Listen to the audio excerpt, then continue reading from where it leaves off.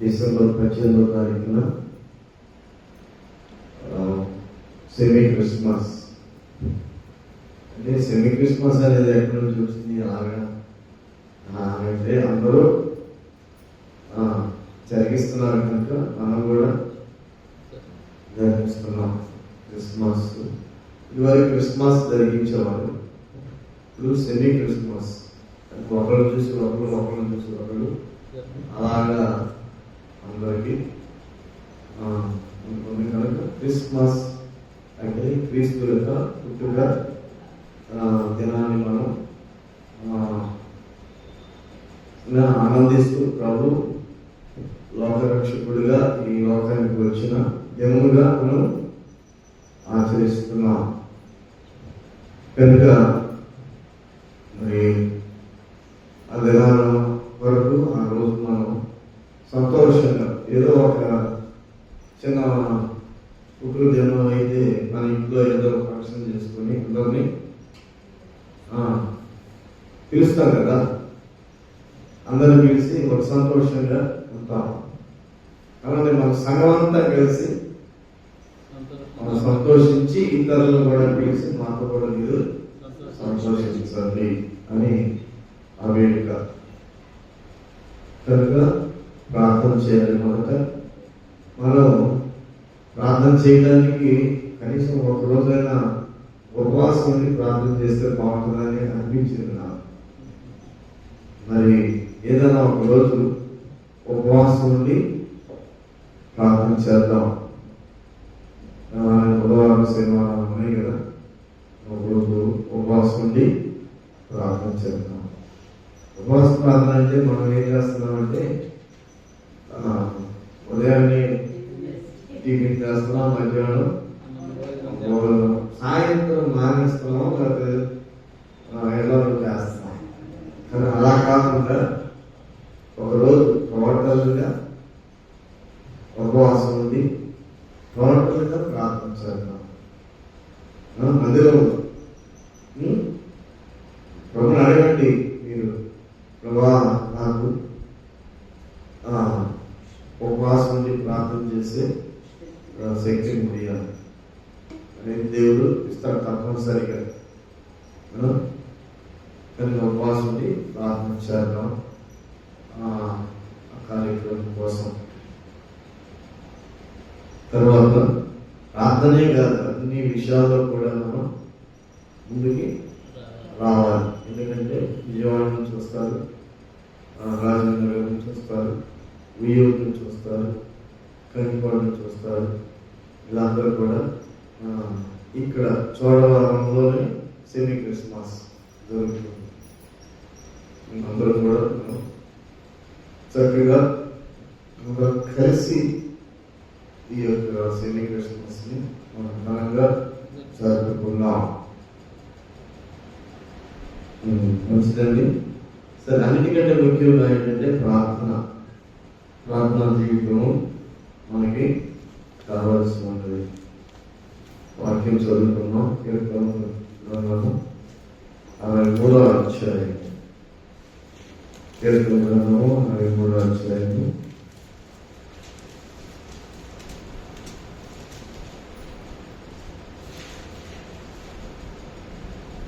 మొదటి నుంచి 6వ వచనం చదువుకున్నాం. దేవా నా దేవుడు నీవే, రేపు నేను నిన్ను వెతుకుదును, నీ బలమును నీ ప్రభావమును చూడవలని పరిశుద్ధాలయమందు నేను ఎంతో ఆశతో నీ తట్టు కనిపెట్టి ఉన్నాను. నీరు లేక ఎండి ఉన్న దేశమందు నా ప్రాణము నీ కొరకు సృష్టించబడి ఉన్నది. నీ మీద ఆశ చేత నిన్ను చూడవాలని నా శరీరము కృషించుచున్నది. నీ కృప జీవం కంటే ఉత్తమము. నా పెదవులు నిన్ను స్తుతించు. నా మంచం మీద నిన్ను జ్ఞాపకం చేసుకుని రాత్రి జాముయందు నేను ధ్యానించినప్పుడు కొవ్వు మీద నాకు దొరికినట్టుగా ఆమెను తృప్తి పొందుతున్నది. ఉత్సహించు పెదవులతో నా నోరు నిన్ను గురించి ఆకర్షించున్నది. కాగా నా జీవితాలంతయు నేను స్తుతించును. నేను ఆత్మను బట్టి నా చేతిని పెట్టను. చాలు ప్రార్థన చేసుకున్నాం. మహాగణుడు మహోన్నతుడైన మా ప్రభువా, నీ పరిశుద్ధులైన నామానికే స్తుతిస్తున్నా. మాట్లాడే దేవుడు నీవు నాయన. నీ మాటల కొరకు వేచి ఉన్నాం, నీ తట్టు చూస్తున్నాం. మా దృష్టి నీ వైపు ఉన్నది, మా చేతులు నీ వైపు ఉంచుతున్నాం. మా ఆత్మలను బలపరిచే నీ మాటలు మాకు అనుగ్రహింపచేసి సహాయం చేద్దాం. మహిమ ఘనత మీరే పొందుకోగలరు. అల్పుడైన నన్ను మరుగు చేసి నా మాట నీ మాటల గురించి మాట్లాడతాను. ప్రభు యేసు నామమున వేడుకొని ప్రార్థన చేస్తున్నాను. ఆమేన్. దేవా, నా దేవుడవు నీవే, నా దేవుడవు నీవే. దేవుని కంటే మనం ఎక్కువగా లోకంలో దేనిని ప్రవేశించాలి. లోకంలో ఉన్నాము, మన లోకంలో ఉన్నాము. దేవుడు పరలోకంలో ఉన్నాడు. దేవుడు పరలోకంలో ఉన్నాడు, కానీ మనం ఆయన్ని దేవుడిని మనం చూడలేదు. కానీ దేవుడు మనల్ని చూస్తున్నాడు. కానీ లోకంలో ఉన్న వాటిని చూస్తున్న వాటిని మనం ఎక్కువగా దృష్టి పెట్టుకుంటాం. కానీ దేవుడు ఉన్నాడు. దేవుడు వీటన్నిటిని సృష్టించినటువంటి దేవుడు ఆయనే కనుక ఆయనే మనకి దేవుడు. నీవే నా దేవుడు. దేవుడు అంటే ఒక ఉన్నతమైనటువంటి స్థానంలో సార్వభౌమ అధికారము కలిగి ఉన్నటువంటి శక్తిమంతుడు, బలవంతుడు. కనుక ఆ దేవుని అందే నమ్మిక. నీ అందే నేను నమ్మిక ఉంచున్నాను. దేవా, నా దేవుడు నీవే, వేకునే నిన్ను వెతుకుదును, వేకునే నిన్ను వెతుకుదును. అంటే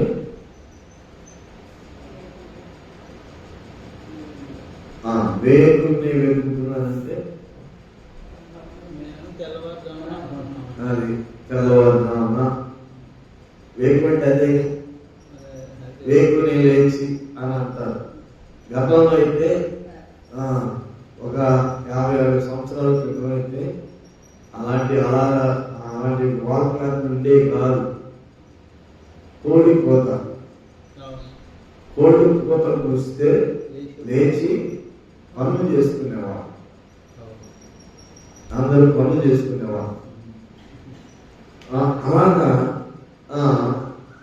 మనకి ఇప్పుడు ఏంటంటే కాలబద్ధంలో గడియారాలు వచ్చినాయి. అలారాలు పెట్టుకుంటాం. కోడిపోతుతో అవసరం లేదు. కనుక ఇక్కడ వేకునే లేచే అనుభవం మనం స్థిరపరచుకోవాలి. ఎందుకంటే దేవుని వెతకటం అంటే వెతుకుని మీకు దొరుకును అన్నాడు. ఎవరిని వెతకాలి? దేవుణ్ణి వెతకాలి. దేవుణ్ణి వెతకాలంటే ఎలాగా? అంత గొప్ప దేవుడు మహాకాశంలో సింహాసనాసీనుడైనటువంటి దేవుని ఎలాగ కనుగొనాలి? దేవుని వాక్యం ఉంది కదండి, నన్ను వెతుకువారు నన్ను కనుగొంతుడు అని ఉంది. ఆ వాక్యం ఉంది కదా. కనుక మనం వెతకాలి. నాకు దేవుడు దొరికాడు అన్న ఆ అనుభవానికి క్రైస్తవుడు రావాలి. ప్రభునందు విశ్వాసం ఉంచినటువంటి వారుగా ఉన్న మనము దేవుడు నాకు దొరికాడు అని ఒక సాక్ష్యాన్ని మనం ఇవ్వాలి. కనుక ఆయన వెతుకువారు ఆయన కనుగొందులు, యెహోవా కటాక్షము వానికి దొరుకును కలుగును అని రాయబడి. కనుక మనం వేకుని వెతకాలట. వేకునే అని అంటే ఒక ప్రత్యేకత ఏమిటి? కొందరు లేచి వ్యాపారానికి వెళ్తారు, ఉదయాన్నే లేచి వ్యాపారానికి వెళ్తారు, పొలం పనులకు వెళ్తారు, ఉద్యోగానికి వెళ్తారు, తర్వాత ఇంటి పనులు చేసుకోవడానికి ఉంటారు. కానీ మనం వేకుని లేచి మొట్టమొదటిగా దేవుని వెతకాలి. ఏ పని చేయాలి? మొట్టమొదటిగా మొదట ప్రాధాన్యత ఎవరికి ఇవ్వాలి? దేవునికి మొదటి ప్రాధాన్యత. ఆ తర్వాత వేరే పనైనా చేస్తే ముందు దేవుని వెతుక్కొని దేవుని ముందు పెట్టుకున్నావు కనుక తర్వాత ఆ పనులన్నీ కూడా దినమంతా పనులన్నీ కూడా సఫలం అవుతాయి. కనుక దేవా నీవే నా దేవుడు, వేకునే నేను వెతికెళ్ళను. ఎంతమంది ప్రభు సన్నిధిలో వెతుకుతున్నాం? వేకుని వెతికే అనుభవం. పెద్దోళ్ళు కదా, నిద్ర పట్టట్లేదులే అందుకని కూర్చొని చేస్తున్నాం అనుకున్నామా? అంతే కదండి. కొంతమంది అనుకుంటే పెద్దవాళ్ళు చేసింది కానీ నిద్ర రాదు, మనకి నిద్ర రాదు అందుకని కూర్చొని బైబిల్ చదువుతారో ప్రార్థన చేస్తా ఉంటారో అనుకుంటారు. అలా కాదు. కానీ వేకుని లేచే అనుభవము భక్తులైనటువంటి వారు వేకుని లేచి వారు ఈ వాక్యాన్ని బట్టి వారు దేవుని సంపాదించుకున్నారు. సంపాదన కోసం మనం వేకునే లేచి ప్రయాసపడతాం అవును కదండి. మరి ప్రభుని సంపాదించుకోవడానికి మనం వేకుని లేచి ప్రయాస పడాలి. అందుకని అంటాడు కదా ఫిలిప్పీయులకు రాసినటువంటి పత్రికలో, నేను క్రీస్తుని సంపాదించుకోవడానికి. నేను క్రీస్తు చూడండి 3వ అధ్యాయం కూడా ఫిలిప్పీయులకు రాసిన పత్రిక 3వ అధ్యాయము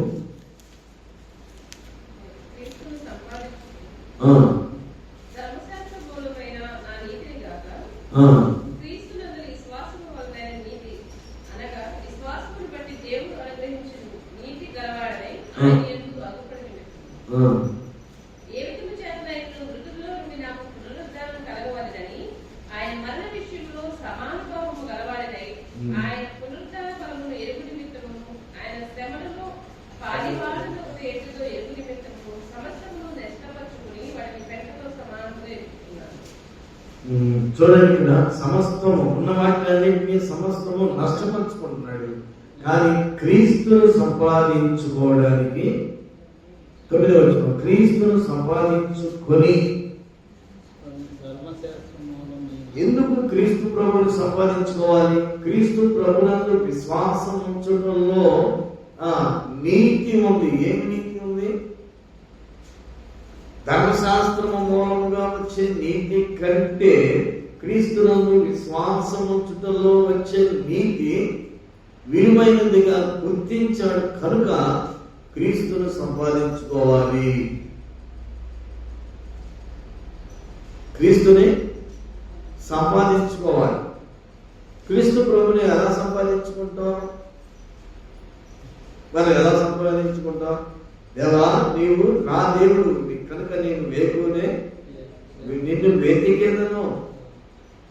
ఎలా సంపాదించుకున్నాడు? క్రీస్తుని వెతికి, అంటే ఆయన్ని వెతికాడు. అంటే దేవుడే ఏం చేశాడు? పౌలుని పట్టుకున్నాడు. అక్కడి నుంచి ఆ క్రీస్తు ప్రభుని సంపాదించుకున్నాడు. దేనికోసం? ఆయన ధర్మశాస్త్రము వలన నీతిని సంపాదించుకోవాలనుకున్నాడు. ఆ తృష్ణ కలిగి ఉన్నాడు. కానీ అందులో సంపూర్ణమైనటువంటి నీతి దొరకదన్న విషయము అర్థం చేయడానికి యేసుక్రీస్తు ప్రభు ఆయన పట్టుకున్నాడు. అప్పుడు క్రీస్తుని సంపాదించుకొని, కనుక మనం కూడా ఎవరు సంపాదించాలి? ఉన్నాయన్ని పనులన్నీ ఉన్నన్ని కొన్ని పనులన్నీ ఏం చేయాలి? నష్టపరుచుకొని. ఇక ఆ మాట మనం ఆయన ఆ మాట రాశాడు. కనుక ఉన్న పనులన్నీ నష్టపరుచుకొని వేకునే కనీసం ఉదయకాలము 1 గంట అయినా దేవుని సన్నిధిలో, 24 గంటలు ఒక రోజుకి, 24 గంటల్లో ఒక రోజైనను ప్రభు సన్నిధిలో వేకునే లేచి ప్రార్థించే అనుభవాన్ని స్థిరపరచుకోవాలి క్రైస్తవుడు అంటే క్రీస్తుని కలిగినటువంటి వ్యక్తి. కనుక క్రైస్తవులు అని అనుకున్న మనము వేకునే లేచే అనుభవాన్ని మనం కలిగి ఉండాలి. దావీదు వేకునే లేచాడంట. ఆయన బలమును ఆయన ప్రభావమును చూడవల్లని చూడండి ఏమంటున్నాడు?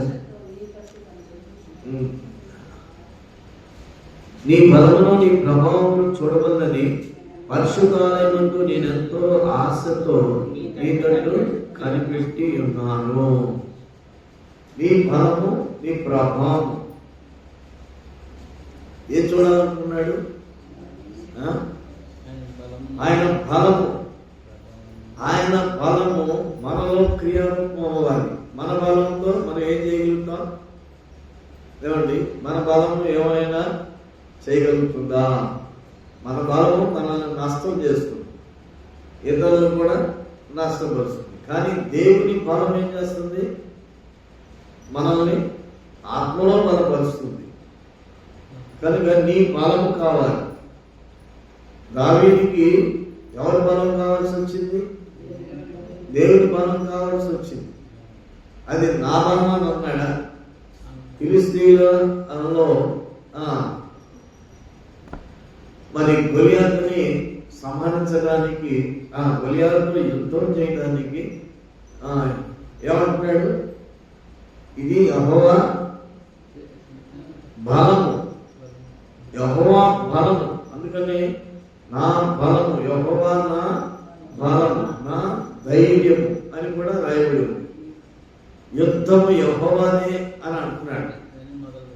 కనుక దావీదు గొలియాతు మీదకి వెళ్తున్నప్పుడు, బాలుడుగా ఉన్నప్పటికీ కూడా తాను యుద్ధము యెహోవాది, యెహోవా బలము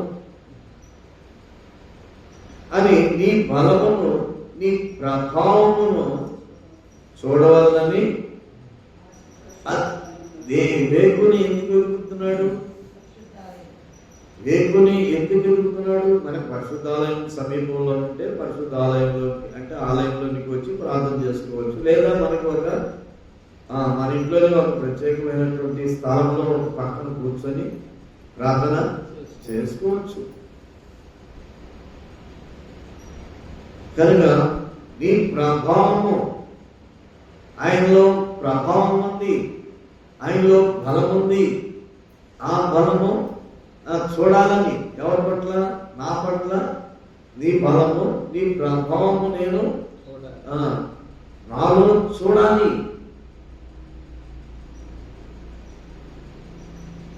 కనుక ఆయన ప్రభావమును చూడాలని ఆశతో నేనెంతో పరిశుద్ధాలయంలో ఆశతో కనిపెట్టి ఉన్నాను.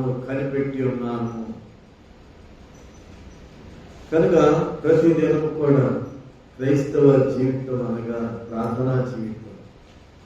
దేవుడు నీతో మాట్లాడాలి.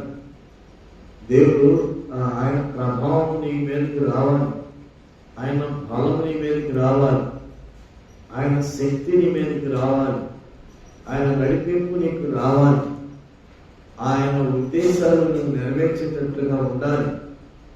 కనుక ఆయన వైపు మనం చూడవలసిన వారుగా ఉన్నాం. అయితే ఆశతో కనిపెట్టుకుంటున్నాను, నీళ్లు లేక ఎండి ఉన్న దేశమందు నా ప్రాణం నీ కొరకు తృష్ణుని ఉన్నది. నీ మీద ఆశ చేత నేను చూడవలనని నా శరీరము కృషించుచున్నది.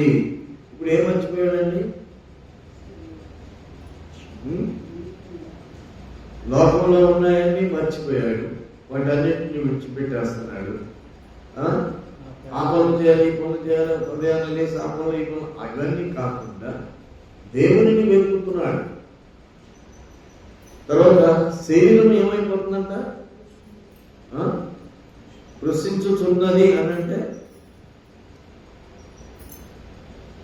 అక్కడ నీళ్లు లేక ఎండి ఉన్న దేశమందు నా ప్రాణము నీ కొరకు తృష్ణ ప్రాణము తృష్ణ కొని ఉన్నది. ఎంత తృష్ణ! కొన్ని ఉద్దేశాలు మనం సఫలం చేసుకోవాలంటే, కొన్ని పనులు చేయాలంటే ఎంత ఆసక్తి మనలో ఉంటుందండి, ఎంత తృష్ణ మనలో ఉంటుంది. దావీదుకి ఎలాంటి తృష్ణ ఉందంటే ఆయన తన ప్రాణము అంత తృష్ణ పడుతుంది, ఆయన శరీరము కూడా ఏమైపోతుంది? కృషించుచున్నది. అంటే తగ్గుతుందా పెరుగుతుందా? ఏమా తగ్గుతుంది, శరీరం ఏమవుతుంది. అందుకని అంటాడు పౌలు, ఏమంటాడంటే బాహ్య సంబంధమైనటువంటి పురుషుడు దినదినానికి కృషించుచున్నాను అని ఉందా లేదా మాట? బాహ్య పురుషుడు అంటే కనపడుతున్నటువంటి శరీరం. ఇప్పుడు మనం బాహ్య పురుషుడి కోసం చూస్తున్నావా, అంతరంగ పురుషుడి కోసం చూస్తున్నావా? బాహ్య పురుషుడు అభివృద్ధి కోసం చూస్తున్నాం, అంతే కదండి. మనం ప్రార్థన చేసినా దాని కోసమే, బాహ్య పురుషుడి కోసమే, శరీరానికి కావలసినటువంటి అవసరతల కోసం, శరీరాలతో ముడివైపోయినటువంటి రిలేషన్ కోసం ప్రార్థన చేస్తున్నాం. కానీ పౌలు ఏమంటున్నాడు, ఇక్కడ దావీదు ఏమంటున్నాడు? నా శరీరం కృషించినా కానీ నా బలం నీదే. నా శరీరము కృషించిన నా బలము నీవే, నా ధైర్యం నీవే, నీ ప్రభావం నాలోనికి రావాలి. కనుక ఇక్కడ నా ప్రాణము తృష్ణతో ఉన్నది, ఒక ఆశ మనం కలిగి ఉండాలి. నా ప్రాణం తృష్ణపరుచున్నది, నీ మీద ఆశ చేత నేను చూడవలనని నా శరీరము కృషించుచున్నది.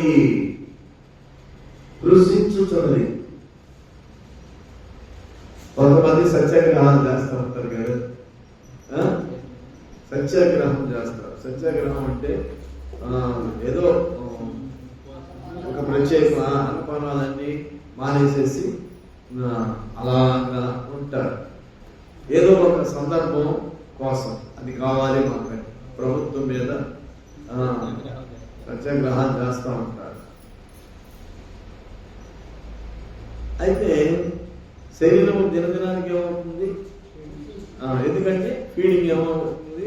వెళ్ళట్లా, తినే ఆహార పదార్థాలు వెళ్ళట్లేదు కనుక శరీరం ఏమవుతుంది? కనుక మనం ఇలా చెప్తున్నాం ఏంటంటే, మనం సెమీ క్రిస్మస్ ఘనంగా జరగాలంటే ఉపవాసం ఉండి ఒకరోజు ఉపవాసం ఉండి ప్రార్థన చేద్దాం అనుకున్నాం. ఎక్కడ? దేవుని మందిరం. ఇక్కడ ఏమనుకుంటున్నాడు దావీదు? ఆయన బలమును ఆయన ప్రభావమును చూడవాలని పరిశుద్ధాలయములో అని అన్నాడు కదండి. ఇప్పుడు మనం ఏం చేయాలి? ఆశతోటి పరిశుద్ధాలయంలో కనిపెట్టుకొని ఒకరోజు శరీరం క్షీణించిన అవునా కదా ఉండి చేయాలి అని మనము ఆశ కలిగి ఉండాలి. ప్రాణము ఆశ తృష్ణ కలిగి ఉండాలి. ప్రాణం తృష్ణ. ఇప్పుడు ఇక్కడ జల్లి బట్టి ఎంతమంది ఉంటారు? జల్లి బట్టి ఎంతమంది ఉంటారు? జల్లి బట్టి లేరంట.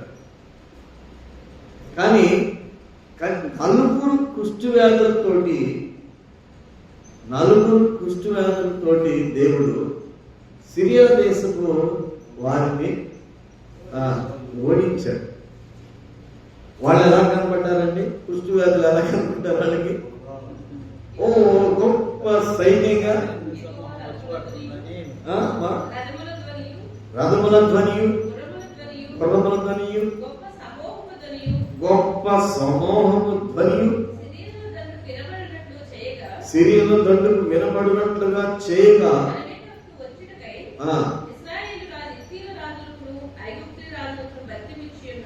వేరే రాజులకి ఇజ్రాయెల్ రాజు బతిమిచ్చి మన మీదకి వస్తున్నాడు అని ఒకరితో ఒకరు చెప్పుకొని లేచి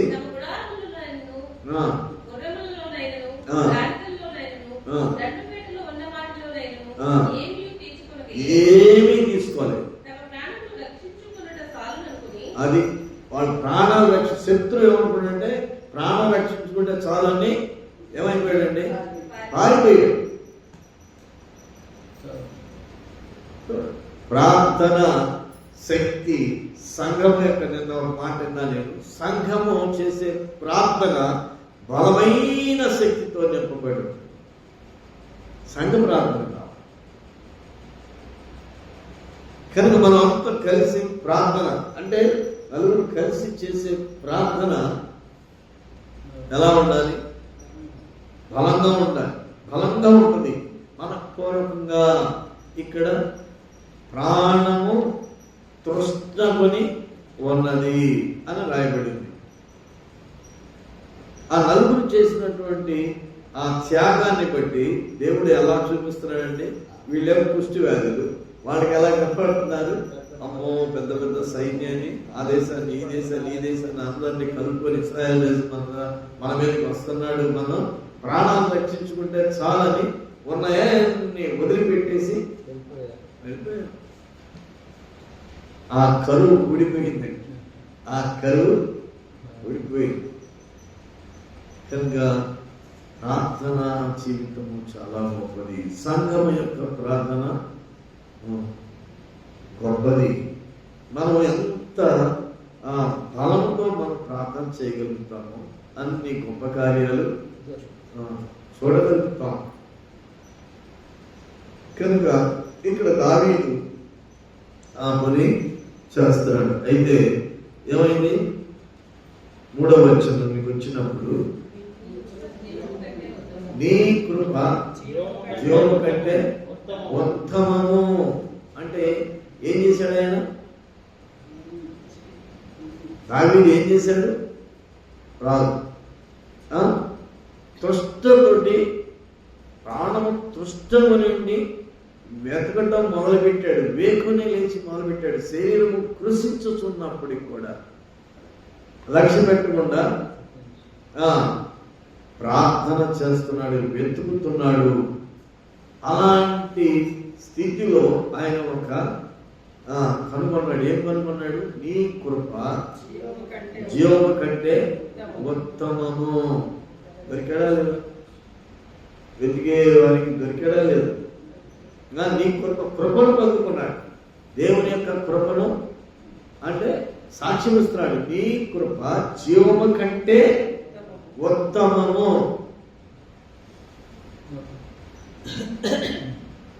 కనుక మన జీవితాల్లో కూడా ఇలాంటి సాక్ష్యాన్ని మనం ఇవ్వాలి. నీ కృప జీవము కంటే ఉత్తమము. ఆ తర్వాత చదమ్మా. ఇప్పుడు ఏమవుతున్నాయి? పెదవులు ఏం చేస్తున్నాయి? దేవుడిని స్తుతిస్తున్నాయి. ఎందుకని? కృప పొందుకున్నాడు. ఏం పొందుకున్నాడు? కృప పొందుకున్నాడు. ఆయన కృపను ఎలా పొందుకున్నాడు? వెతికి ఆయన కృపను పొందుకున్నాడు. కనుక ఉత్తమము. నీ కృప జీవము కంటే, ఆయనలో జీవం ఉండేను అని రాయబడింది. వాటికి అంతకంటే ఉత్తమం, జీవము కంటే ఉత్తమము దేవుని యొక్క కృప. ఆయన కృపను పొందుకోవడానికి మనం ఏం చేయాలి? ఆయన్ని వెతుక్కోవాలి. ఆ పొందుకున్న తర్వాత ఏమంటాడంటే, నా పెదవులు నిన్ను స్తుతించును. పెదవులు స్తుతి. ఎప్పుడు సంతోషం ఎప్పుడు వస్తుందండి? నష్టపోయినప్పుడా, లేకపోతే కలిగినప్పుడు? దేవుడి దగ్గర నుంచి స్వస్థత వస్తే, లేకపోతే మన కష్టాలన్నీ పోతే, మన సమస్యలన్నీ పోతే, అలాగా శరీరానికి ఉన్నాయి. అదే ఆత్మకు ఉన్నటువంటి ఆ నలుగుడు పోతే, మనం అందరం కూడా ఆత్మీయతలు నలుగుతున్నాం. అవునా కదండి? మన హృదయాలు, మన అంతరంగాలు, మన మనస్సుల్లో అపవాది అనేవాడు పెట్టి బలహీనపరుస్తున్నటువంటివి ఎన్నున్నాయి. హృదయము ఆనందించాలంటే హృదయంలో ఉన్నటువంటి ఆ చెడుతనమంతా, తలపులన్నీ కూడా ఏమైపోవాలి? అవన్నీ పోవాలి. శరీరానికి ఉన్నటువంటి జబ్బులన్నీ పోతే సంతోషంగా ఉంటాం కదా. అలానే హృదయానికి ఉన్నటువంటి ఆ చెడు తలపులన్నీ పోయినాయి అనుకోండి, ఎంత ఆనందంగా ఉంటాం. దేన్ని బట్టి ఆనందిస్తాం? అప్పుడు దేవుణ్ణి బట్టి ఆత్మ విషయంలో ఆనందించేవారుగా ఉంటాం. కనుక ఇప్పుడు పెదవులు ఏమవుతున్నాయి?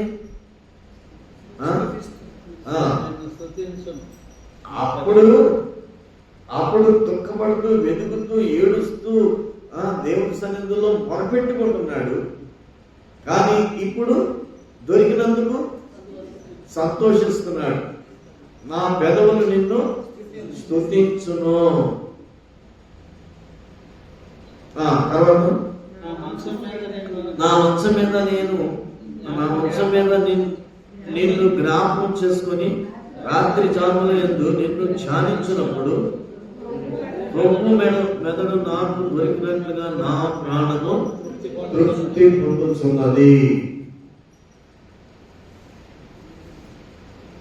రాత్రి జాములో ఆయన మంచం మీద, అంటే పడుకున్నప్పుడు, నిద్రపోయేటప్పుడు కూడా కొంతమందికి కళ్ళు వస్తూ ఉంటాయి. రాత్రికి వెళ్ళినట్లుగా, రాత్రి పాట పాడుతున్నట్లుగా, వాక్యం చెప్తున్నట్లుగా, సహవాసంలో ఉన్నట్లుగా కొన్ని అలాంటి ప్రార్థన.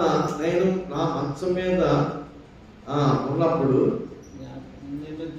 నిన్ను జ్ఞాపకము చేసుకుని రాత్రి జాములందు నిన్ను ధ్యానించినప్పుడు కురుము మీద నాకు దొరికినట్లుగా నా ప్రాణము తృప్తి పడుచున్నది. ప్రాణము అంతకుముందు ఏమైందండి? అంతకుముందు ప్రాణం ఎలా ఉంది? తృష్ణ కలిగి ఉన్నది. ఇప్పుడు ప్రాణం ఎలా ఉంది? తృప్తి పొందుతున్నది. అప్పుడు ప్రాణం ఎలా ఉంది? మొదట తృష్ణలో ఏమైపోయింది? దేహము కృషించుచున్నది. ఇప్పుడు ప్రాణము ప్రభు మెదడు దొరికినట్లుగా ఆ శరీరము అప్పుడు ఎంతగా కృషించింది? శరీరము అయితే శరీరం కృషించకుండా, శరీరం నలపట్టకుండా, శరీరము దేవుడి సన్నిధిలో ప్రార్థన చేయకుండా, ఏ పరిచర్య చేయకుండా, శరీరానికి ఏ నొప్పి కలగకుండా, కాబట్టి అది నలగొట్టుకుంటున్నాడు కనుక ఇప్పుడు శరీరానికి ఏం దొరికింది? ఇప్పుడు కొమ్ము మెదడు దొరికినట్లుగా నా ప్రాణము తృప్తి పొందుతున్నది. కనుక అప్పుడు ఎవరి విషయంలో మనం శరీరాన్ని నలగొట్టుకోవాలి? ఏమండి? ప్రభుని చూడాలని, ఆయన బలమును చూడాలని, ఆయన ప్రభావం చూడాలని మనం ఏం చేయాలి? మన శరీరాన్ని నలగొట్టుకోవాలి. ఆ నలగొట్టుకున్నటువంటి ఆ శరీరము అది కృషించిపోయిన శరీరంగా ఉంది కదా. కృషించిపోయిన శరీరం ఇప్పుడు ఏమైంది? తృప్తి. ఆ ప్రాణము తృష్ణమని ఉన్నది అన్నది, కృషించింది. కానీ ఇప్పుడు తృప్తి పొందుతున్నది. ఎట్లాంటి తృప్తి? కొమ్ము మెదడు దొరికినట్లుగా నా ప్రాణము తృప్తి పొందుతున్నది అని వ్రాయబడి ఉంది. కనుక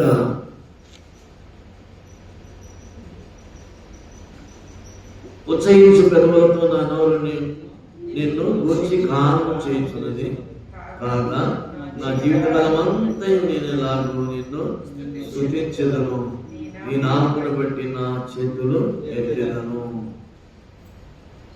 కనుక నా జీవితకాలం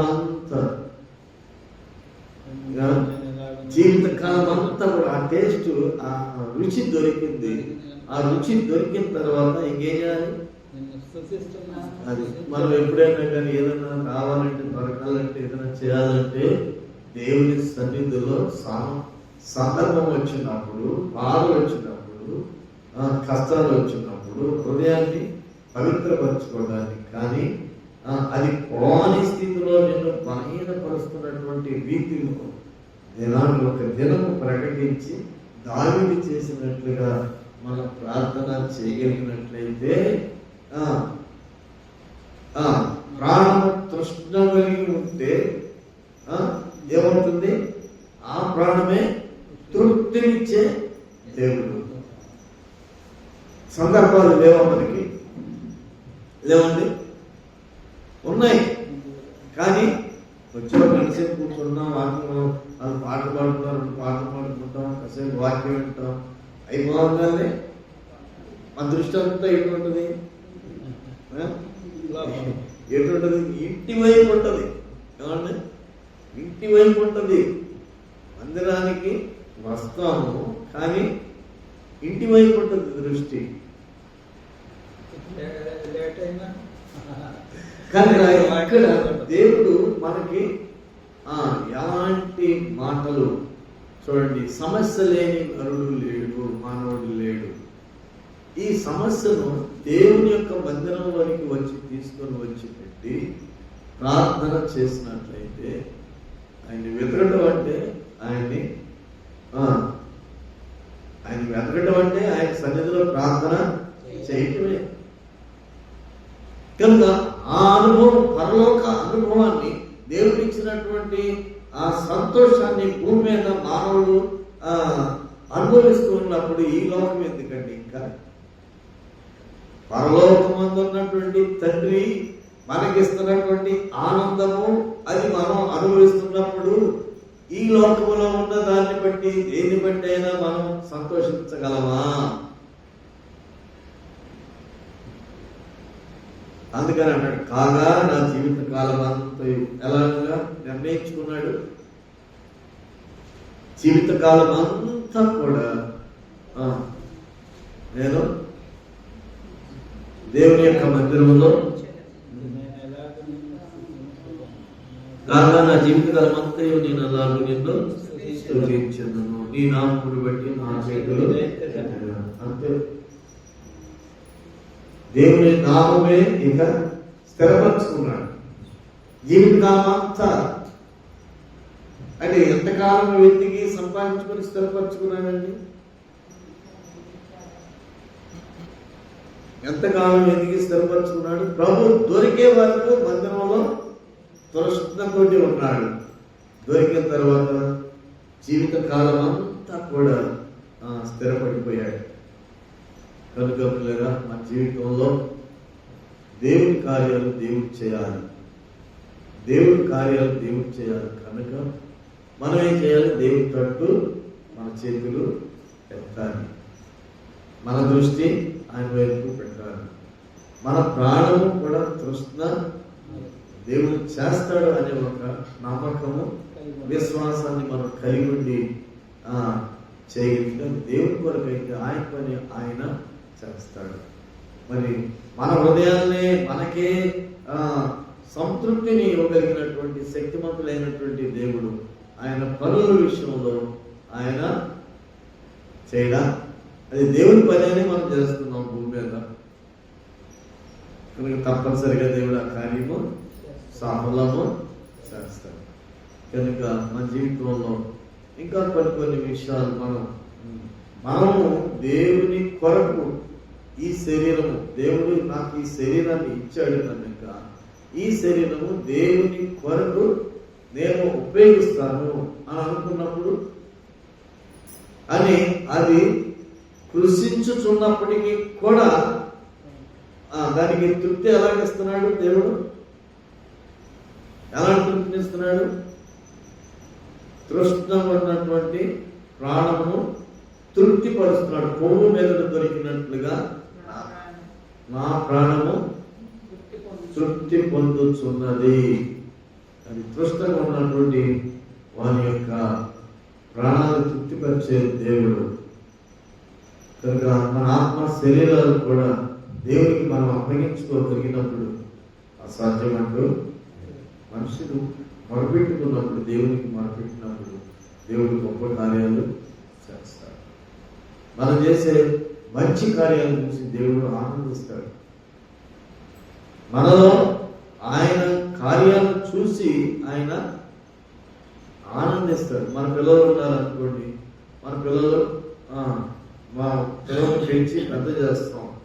పెద్ద చేసిన తర్వాత వాళ్ళు మన అవసరతల నిమిత్తము వాళ్ళు మన కోసం ఖర్చు అవుతున్నారు అనుకోండి, మన కోసం ప్రయాసపడుతున్నారు అనుకోండి, మనకి ఏదైనా పెడుతున్నారు అనుకోండి, మనల్ని చక్కగా పోషిస్తున్నారు అనుకోండి, ఏం చెప్పుకుంటారు తల్లిదండ్రులు?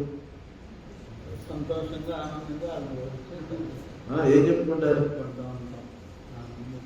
పిల్లల గురించి గొప్ప చెప్తామా తప్పు చెప్తాం? గొప్ప చెప్పుకుంటాం. అసలు ఎంత గొప్ప చెప్పుకుంటామంటే మనం శరీరంగా ఉన్నాం, అతి చిన్న సహాయం చేసిందే కానీ పిల్లలు గొప్ప మనసుతో ఇతరులకు చెప్తాం. అంతేనా కదండి? అలానే మరి తండ్రి అయినటువంటి దేవునికి పిల్లలుగా ఉన్నాం మనం ఈ భూమి మీద. కనుక మనం చిన్న నీతి విషయంలో, మనం చిన్న విషయంలో కూడా ఉన్నట్లయితే దేవుడు మన పక్షాన ఆయన గొప్పగా మనల్ని హెచ్చరించగల దేవుడు అయి ఉన్నాడు. మన జీవితంలో దేవుడికి ఇష్టముగా మనం జీవించడానికి ప్రయాసపడే వాళ్ళగా ప్రార్థన చేద్దాం. కనుక వేగునే లేచి ప్రార్థన చేయాలి. ఇంకా మనకి నెల రోజులు కూడా లేదు కనుక ఇది మొదలుకొని, ఈ రోజు మొదలుకొని వేగుని లేచి ఒక గంట సేపు ఎవరికి వాళ్ళు ప్రార్థన చేయండి. ఒక క్లాస్ ప్రకటించుకున్నాం. మరి ఒకరోజు మధ్యాహ్నంలో కూర్చొని ప్రార్థన చేద్దాం. రాగలిగిన వాళ్ళు రండి, అందరం కలిసి ప్రార్థన చేద్దాం. ఒక ప్రార్థన లేకుండా మనం ఏమీ చేయలేం. ఆయన బలము, ఆయన ప్రభావం, అది ఆయన బలము, ఆయన ప్రభావం చూడాలని అది మనం కనిపెట్టుకొని ఉండాలి. ఆయన బలము, ఆయన ప్రభావము చూడాలని ఆశతో కనిపెట్టాలి. ప్రతి విషయంలో కూడా ఆ ఆశతో కనిపెట్టి వాతావరణం గురించి కానీ మరి చక్కగా దేవుడి సేవకులు మాటలు వినేటట్లుగా అనేక జనసమూహం రావడం కానీ, వినడం కానీ, పరివర్తన చెందడం కానీ, మార్పు చెందడం కానీ, వీటన్నిటి విషయంలో మనం తృష్ణ కలిగి ఏమవ్వాలి? ప్రార్థన చేయాలి.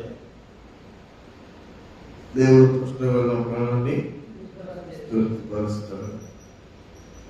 ప్రార్థన చేసుకున్నాం.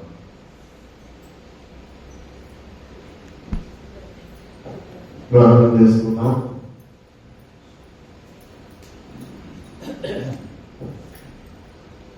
అడుగుదాం దేవుని సన్నిధిలో.